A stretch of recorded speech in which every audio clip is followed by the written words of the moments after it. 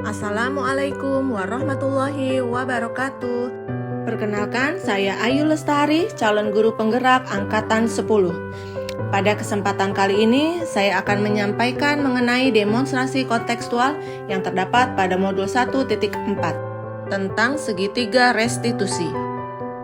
Pada pendidikan guru penggerak ini, saya didampingi oleh Pak Widodo selaku fasilitator, beserta Ibu Lindawati selaku pengajar praktik. Pada modul 1.4 ini, saya menemukan istilah baru, yaitu restitusi, di mana restitusi ini merupakan proses menciptakan kondisi bagi murid untuk memperbaiki kesalahan mereka, sehingga mereka bisa kembali pada kelompok mereka dengan karakter yang lebih kuat. Restitusi juga merupakan proses kolaboratif yang mengajarkan murid untuk mencari solusi untuk masalah mereka dan membantu murid untuk berpikir tentang orang seperti apa yang mereka inginkan dan bagaimana mereka harus memperlakukan orang lain. Dalam melakukan restitusi, terdapat 3 tahapan yang disebut sebagai segitiga restitusi. Tahapan pertama dalam melaksanakan segitiga restitusi yaitu menstabilkan identitas.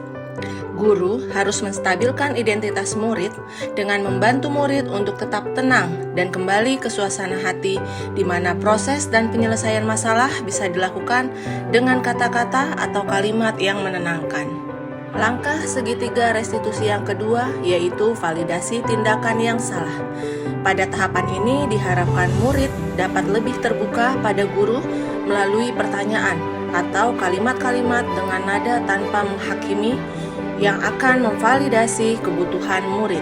Langkah yang ketiga yaitu menanyakan keyakinan. Teori kontrol mengatakan bahwa kita pada dasarnya termotivasi secara internal. Ketika menstabilkan identitas telah sukses dilaksanakan dan tindakan yang salah telah divalidasi, maka murid akan siap untuk dihubungkan dengan nilai-nilai yang dipercaya dan berpindah menjadi orang yang diinginkan. Berikut praktik penerapan segitiga restitusi yang saya lakukan di kelas 2A, yaitu bermain lari-larian di dalam kelas. Pada saat jam istirahat, terlihat seorang siswa bernama Fatan sedang bermain lari-larian sampai ke dalam kelas. Ketika Fatan sedang asyik berlari, tiba-tiba terdengar suara seorang murid lainnya yang bernama Kenzi berteriak kepada Fatan dengan ekspresi wajah yang sangat marah. Ternyata Fatan mendorong Kenzi hingga terjatuh dan membuat Kenzi menjadi kesal.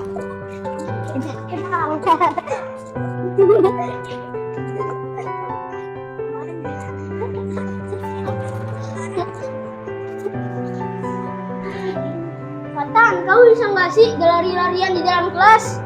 Apa sih? Gitu aja marah? Kenapa? Kenapa? Itu Bu, Kenzi memarahiku di depan teman-teman. Oh, kamu bisa menceritakan di depan Bu Guru? Iya Bu. Oke, baik. Kalau seperti itu, nanti Kak Fatan ikut Bu Guru ya. Baik Kita Bu. ngobrol di tempat yang lain. Oke? Fatan, sebentar ya.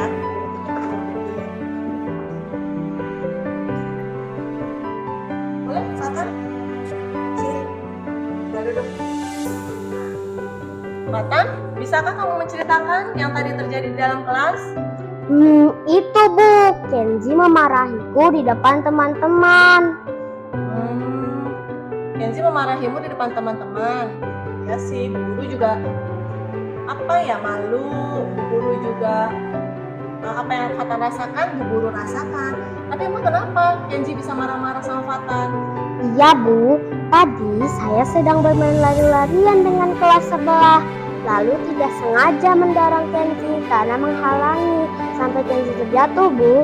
Oh, jadi gara-gara kamu mendorong Kenzi, makanya Kenzi marah sama kamu. Ya aku kan gak terima Bu, dibentak kayak gitu di depan teman-teman lagi. Kan bisa ngomong pelan-pelan, gak usah ngebentak gitu. Baik, tenang, sabar. Oke, Ibu tahu perasaan kamu, bagaimana perasaan kamu, Bu Guru tahu. Tapi sekarang coba deh ingat, pernah kan kita bikin kesepakatan kelas waktu itu? Pernah. Fatan ingat kesepakatannya ada apa aja? Apakah bermain lari-larian di dalam kelas ada di dalam kesepakatan kita? Sudah sesuai dengan kesepakatan kita? Tidak sih Bu, semua murid harus menjaga ketertiban kelas pada waktu pembelajaran atau pada waktu istirahat. Nah, betul. Sekarang Faton tahu kan lari-larian itu harusnya di mana? Di lapangan Bu.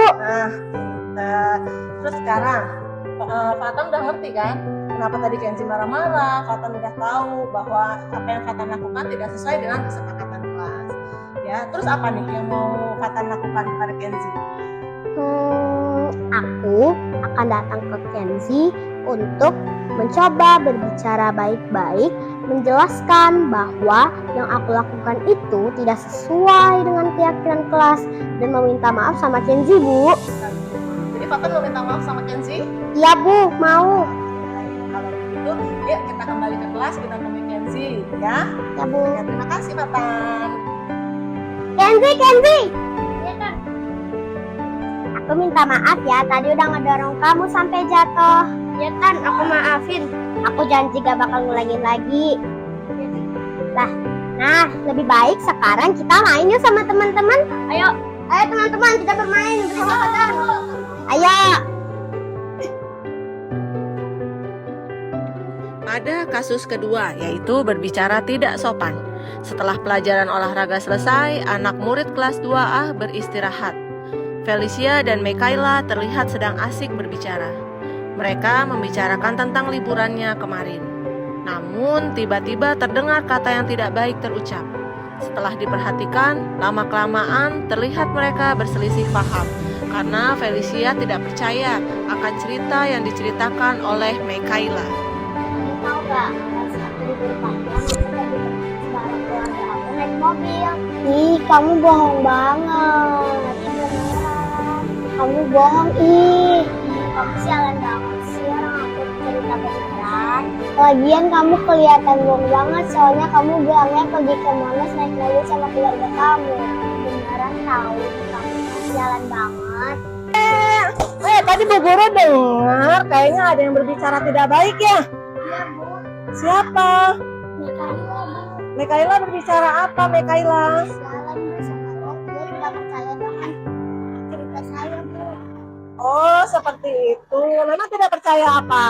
Saya bilang kalau saya cerita tentang saya ke Monas, tapi dia tidak percaya, Bu. Benar begitu, Felicia? Oh, begitu. Jadi yang berbicara kasar, yang berbicara tidak baik, Mikaela? Iya, Bu. Oke, baik. Mikaela, nanti ikut Bu Guru ya. Kita ke bawah ya. Bu Guru kan sedang lewat, anak-anak Bu Guru sedang istirahat. Bu Guru lewat, lalu Bu Guru mendengar nih, ada suara-suara, ada yang berkata-kata tidak baik. Tapi Bu Guru lihat di situ ada kamu sama Felicia. Memang kamu sama Felicia lagi ngapain sih? Lagi cerita tentang liburan waktu sekolah, Bu. Oh, cerita tentang liburan. Terus gimana? Terus kan saya lagi cerita sangat serius. Felicia ini ngetawain saya. Dia bilang kalau saya itu ceritanya bohong. Oh gitu. Ya sih, Bu Guru juga merasakan apa yang kamu rasakan. Ketika Bu Guru misalkan kita lagi bercerita, benar, bercerita sesuatu yang menarik, yang indah buat kita. Ternyata teman yang kita ajak bercerita tidak percaya. Bu Guru sih kesal. Lalu, apa lagi yang terjadi? Saya tidak sengaja berkata seperti itu. Oh, berkata tidak baik ya? Iya. Iya sih, Ibu juga mengerti sih perasaanmu. Lagi cerita, tiba-tiba dia tidak percaya, jadi tidak sengaja juga mengeluarkan kata-kata yang kurang baik ya. Apakah berkata buruk pada orang lain itu sudah termasuk kesepakatan di dalam kelas kita? Tidak, Bu. Semua murid harus menjaga ucapannya baik dengan guru maupun dengan murid. Nah, sekarang kamu sudah tahu bahwa itu tidak baik untuk dilakukan, tidak sesuai dengan kesepakatan kelas kita. Lalu, apa nih yang akan kamu lakukan sekarang? Kamu kepada Felicia bagaimana? Akan minta maaf kepada Felicia karena sudah merasa tidak. Oke, kamu akan minta maaf pada Felicia dan menjelaskannya kepada Felicia bahwa tadi kamu tidak sengaja berkata-kata kasar pada Felicia. Oke, jadi Mikaela mau minta maaf sama Felicia? Oke, baik. Yaudah kalau begitu nanti kita turun, kita naik ke atas, kita cari Felicia dalam kelas ya. Baik, Bu. siap ya, siap. Aku minta maaf ya, tadi aku udah ngomong kasar ya. Iya Kayla. Yaudah yuk kita mendarat. Ayo, ayo bisa. Yuk. Saya. Selamat siang. Tanggapan saya setelah Terima kasih sudah menyaksikan. Salam Guru Penggerak. Wassalamualaikum warahmatullahi wabarakatuh. Muridnya tidak berkata kasar atau memarahinya. Justru Bu Ayu merangkul muridnya dan mencari solusi agar lebih baik. Itu saja penjelasan dari saya. Terima kasih. Siang. Assalamualaikum warahmatullahi wabarakatuh. Tanggapan saya untuk penyelesaian masalah yang dilakukan oleh Bu Ayu, bahwa Bu Ayu tidak pernah berkata kasar dan tidak melakukan hukuman fisik kepada murid-murid yang berbuat kesalahan. Sekian tanggapan dari saya. Wassalamualaikum warahmatullahi wabarakatuh.